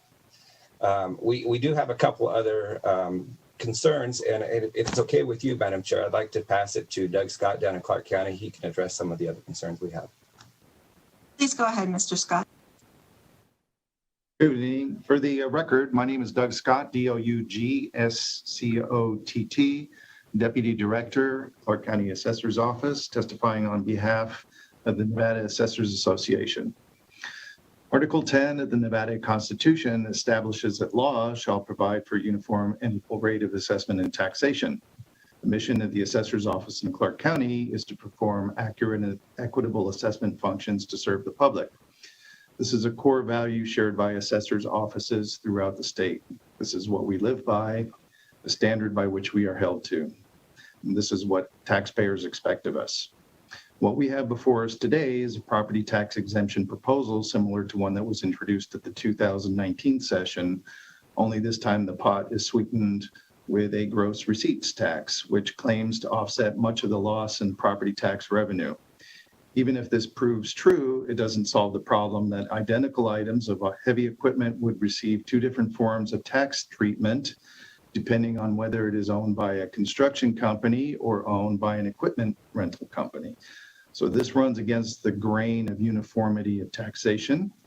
This could open up opportunities for businesses to seek a more preferential method of taxation by finding loopholes in the law. For example, what's to prevent a construction company from creating their own rental company for purposes of renting equipment back to themselves in order to switch to a more favorable method of taxation? We have concerns regarding the complexity of the bill and the additional burden it imposes on state and local government. If the goal is to introduce a new system of taxation that is truly revenue neutral, then why have a system this complicated? Despite the 18 pages of this bill, there are still parts of it that are vague, subject to possible misinterpretation, unanswered questions. This could lead to appeals and the need for further regulatory processes. For example, the definition of qualified heavy equipment outside of the examples that are provided is open to a lot of interpretation. Assessors are charged with the responsibility of assessing all property while exercising caution in avoiding double assessment. If this system of taxation were enacted into law, assessors at minimum would need the ability to compare asset listings provided to the state to asset listings filed to the assessor to ensure that they are mutually exclusive but collectively exhaustive. So this could be better accomplished by mandating that the list furnished to the state also be provided to the assessor for information purposes only. And it would be helpful to have a requirement that serial numbers or asset ID numbers be provided along with each of the item descriptions of qualified heavy equipment so that they could be cross-referenced if necessary.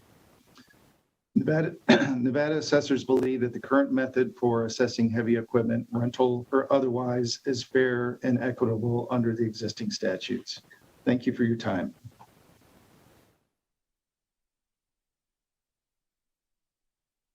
Thank you. Do we have, first of all, do we have any questions, committee, for the representatives from the assessors? Okay, seeing none. And do we have anyone else on the Zoom who is in opposition? Okay, seeing none, let's go to the phones, please. In opposition. If you would like to provide testimony in opposition for Assembly Bill 279, please press star 9 now to take your place in the queue.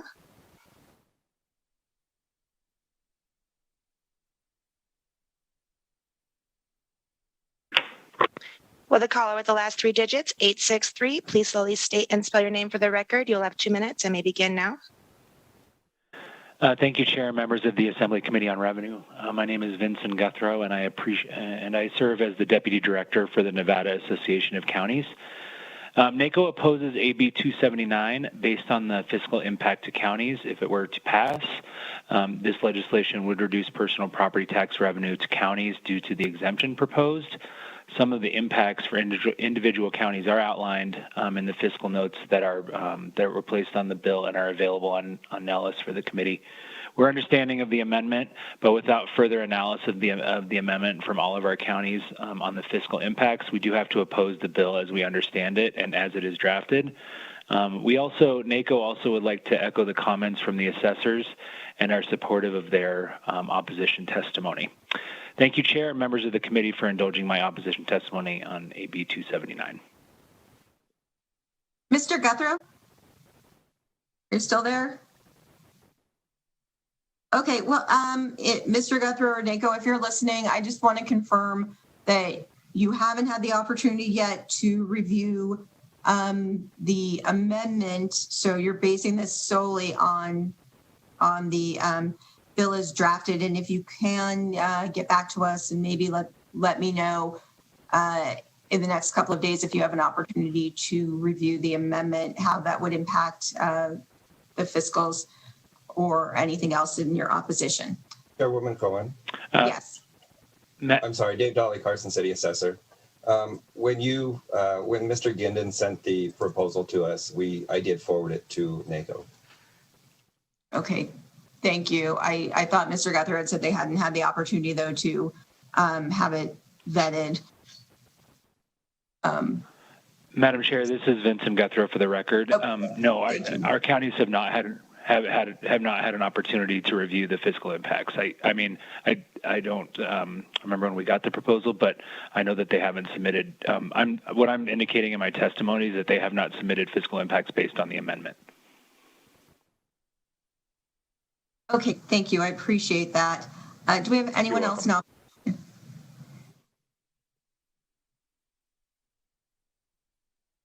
To testify in opposition to Assembly Bill 279, please press star 9 now to take your place in the queue.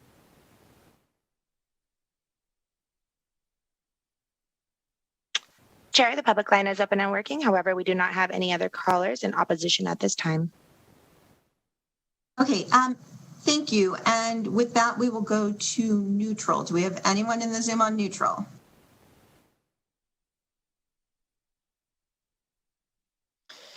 Yes, this is Melanie Young, Executive Director for the Nevada Department of Taxation. We are neutral on this bill, and we do have a couple items in the conceptual amendment that we think needs to be clarified. And if we could put that on the record today. In the conceptual amendment in Section 2, where the department would compare the rental revenue to the property tax and create a revenue neutrality. And then in Section 4, would require the department to set a rate by July 1, 2022. Currently, it's unclear to the department if this is a one-time rate setting or this would be the intent of an annual rate setting process.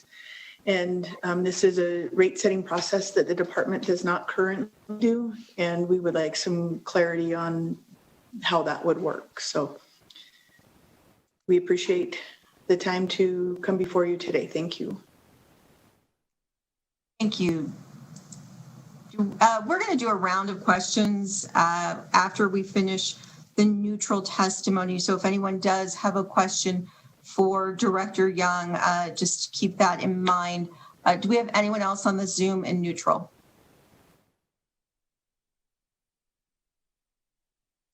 Okay, seeing none, can we please go to the phones? To testify in neutral on Assembly Bill 279, please press star 9 now to take your place in the queue. Again, if you wish to testify in neutral on Assembly Bill 279, please press star 9 now to take your place in the queue.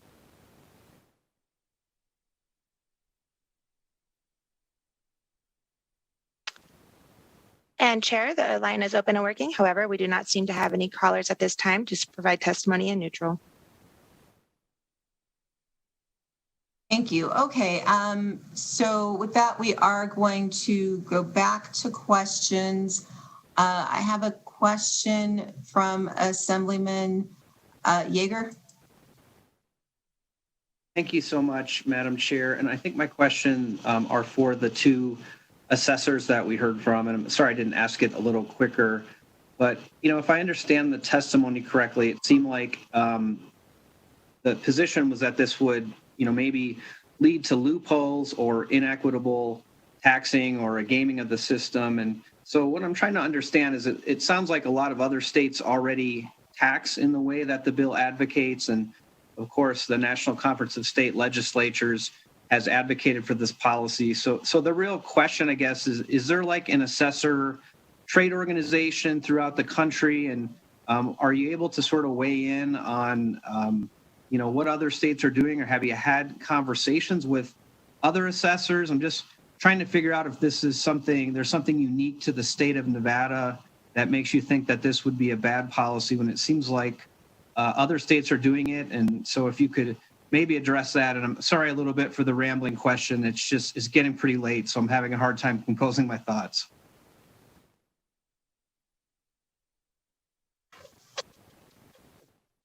Chairwoman Cohen, through you to Assemblyman Yeager. Sir, I've never reached out to any of the other counties or any of the other states that have anything like this. The only way that I know that the states do have it is by the testimony of the lobbyist. But no, we've never reached out to any. There is a national organization, but we've never reached out to see if they're doing this at all.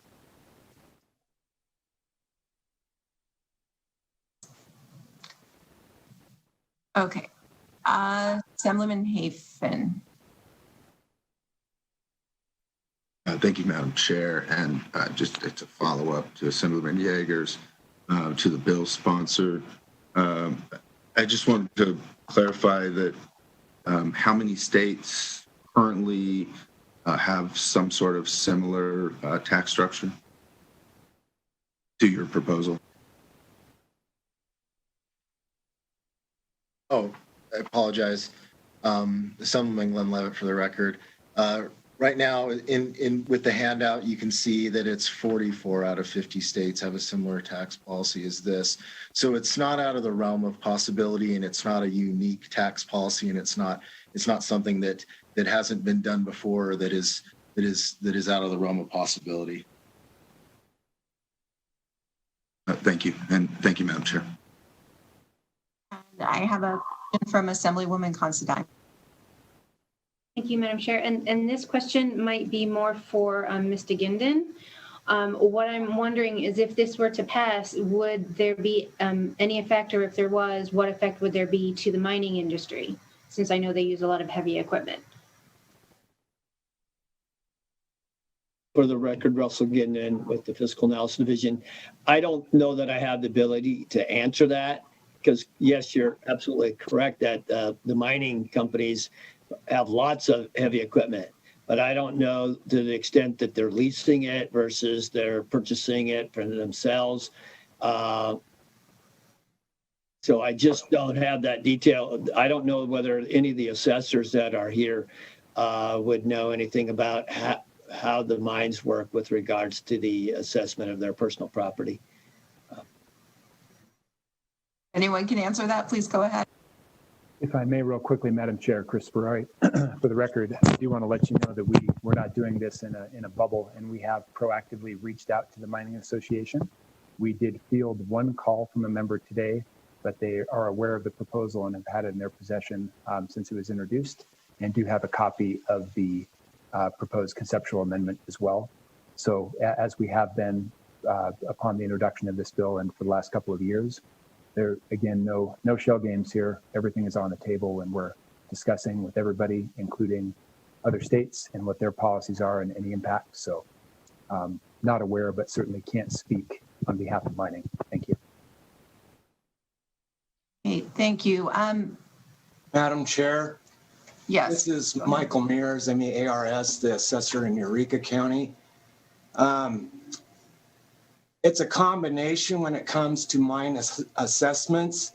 I have mines that solely own all of their heavy equipment. I have mines that completely rent all of their equipment because they're using contract mining. I have mine sites that are a complete combination of both, where they have company-owned equipment, but they also have rented equipment that they use at different times. And then that's one of the concerns that I expressed, when Mr. Dolly and I were discussing this with our association, is that's where I look at the equitability here. I've got a mine site that's got owned equipment that's being taxed in one manner and valued in one manner as personal property. And then I've got similar equipment on the same site that's now going to be valued and taxed in a different manner. And I just question that equitability there, that it's the same equipment and yet we're treating it differently, even though it's on the same site. So I hope that answered your question, Assemblywoman. Yes, thank you very much. Thank you, Mr. Mears. So I also have a question for, I think it was Mr. Noonan, and forgive me if I'm wrong, but when there was the discussion about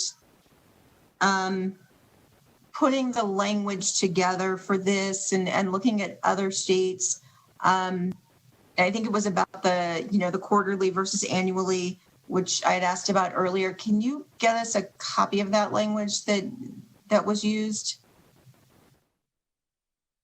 Madam Chair, for the record, Ed Noonan, United Rentals. Yes, we would be happy to provide that. Thank you. I appreciate that. Okay, so do we have any other questions? All right, seeing none. Assemblyman Levitt, would you and your presenters like to make closing statements? Yeah, I'll turn the time over to John McCollum before I make my final statements, if that's okay, Madam Chair. Please go ahead. Thank you, Assemblyman Levitt and Chair Cohen. We appreciate the opportunity to be here today. I just want to mention one more time. Nevada is one of 6 states that hasn't provided this kind of property tax relief to heavy equipment rental companies. I have been working on this issue since 2004. We have passed legislation similar to this in at least 25 states, 20 to 25 states. I have lost count at this point. So over the past 15 years, there's been a big change in the way states treat heavy equipment rental property because of the very specific aspects of that property that we've mentioned throughout the hearing today. To date, we have had no state try to amend or repeal the legislation that we passed in those states in the past 15, 16 years. So I would just suggest that this is not something that's out of the ordinary. And as mentioned, NCSL has come into full support of this legislation throughout the United States. So with that, I'll turn it back to our distinguished sponsor, Assemblyman Levitt, and I thank you. Thank you. Thank you, John. Assemblyman Glenn Levitt, for the record. Thank you. Thank you all for sitting through this. If you've ever sat through a hearing with me, I try and knock it out in about 5 minutes. However, this is not only an important issue, but it gets to be a little complicated. So I really appreciate you staying engaged for this important measure today. You know, we believe that streamlining a process for an industry that already has a high tax burden with the modified business tax and the commerce tax is very important for economic prosperity. Now, just to reemphasize, this is not a proposed tax increase, nor is it creating a new tax. Accordingly, this will not increase any burden on the consumer. And the state and counties will be made whole, as this is a revenue neutral measure. Thank you, Madam Chair, members of the committee, and I appreciate your time. Thank you. With that, I will bring the hearing on AB 279 to an end and close it, and we will move on to public comment. As a reminder, public comment may be limited based on the number of participants. BPS, is there anyone on the lines for public comment?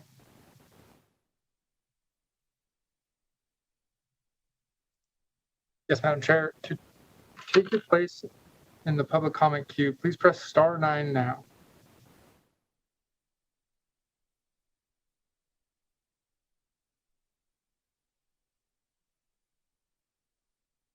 Again, to take your place in the public comment line, please press *9 now.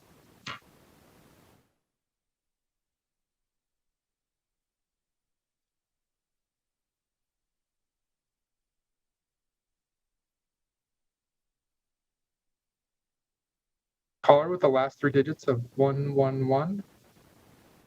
Please state and spell your name for the record, and you may begin. Yeah, this is Jenny Phillips, Jenny, last name Phillips, Phillips. I actually tried and hit *6 a couple of times to speak in support of the bill and don't understand the technical difficulties, but I would like to take this quick opportunity to re-urge everything that the previous supporters, John, Ed, Dan, and the Nevada Taxpayer Association said. The bill would really be a good thing for the industry as a whole. It would eliminate actually quite a bit of tax inequality, sometimes up to the point of double and triple taxation on the equipment. So as the spokesperson for Ahern Rentals, a heavy equipment company that's been in the state of Nevada for over 60 years and employs over 600 people, we strongly support this bill and fully understand the positive impact that it would have on the economic development of the state as a whole. Thank you. Thank you, Ms. Phillips. We're sorry for the technical difficulty, and we will have you marked as in support of the bill. Do we have anyone else on the line for public comment? If you have recently joined the call and would like to participate in public comment, please press *9 now to take your place in the queue.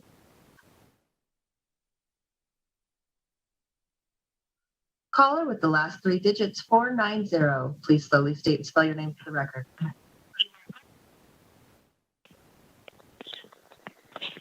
Good evening. My name is Cyrus Hojadi, and I just want to give you some comments about taxation.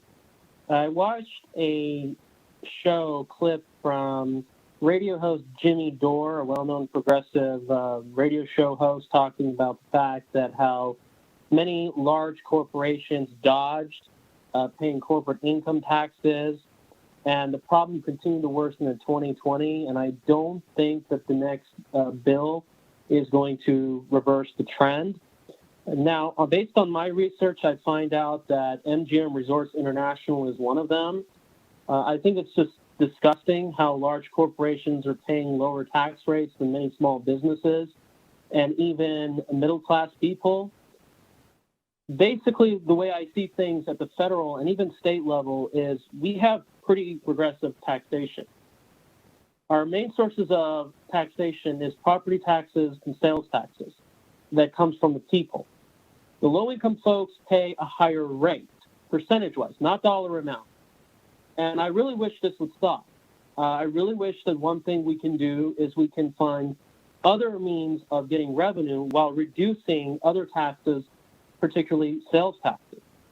And speaking about all this is that I want to make sure that however we remain a low tax state, because if we don't, it will backfire. We don't have a lot of Fortune 500 companies and wealthy people. Our main attraction to Nevada is our low tax climate. This is why a lot of people are moving here. And if taxes go up, it will backfire. And how can we depend on the federal government to keep giving us funds? Can we have a debt to GDP ratio of 200%, 300%? Why should I pay taxes? We should talk about it. How long can this continue? What do you guys think? Can we keep relying on the Federal Reserve? These are issues that need to be talked about. How come our federal elected officials from both parties are not talking about this?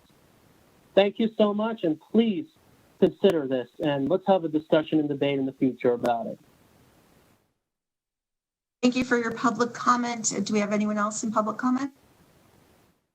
Sir, the public line is open and working, but there are no more callers this time.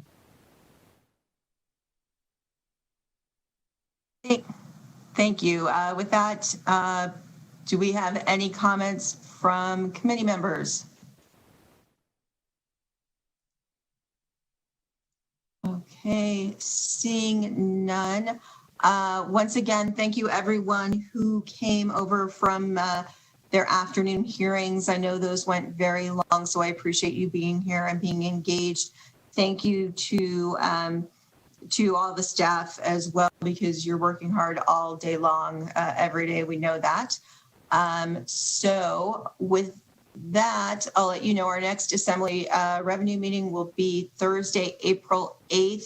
Please keep an eye out for the agenda with possible changes in bills, work session, that type of thing. And this concludes our meeting for today. We are adjourned.